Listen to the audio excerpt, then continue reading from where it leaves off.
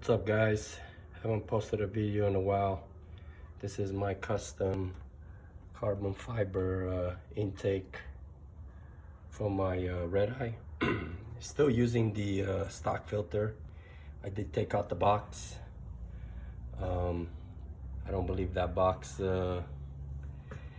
gives the enough airflow to the filter, and actually noticed the 1 pound of boost increase when I removed it.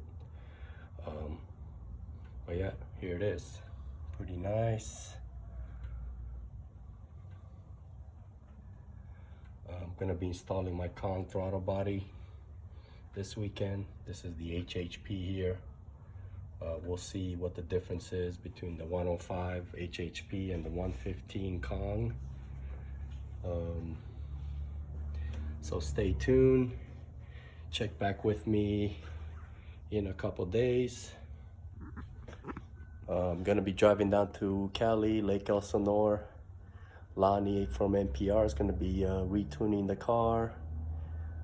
He's gonna be throwing a nice tranny tune in there also, and utilizing the new throttle body to retune, see if we can get this car over 1,000 at the wheels. So stay tuned, check back with me, and I'll post that video when I complete that install and tune.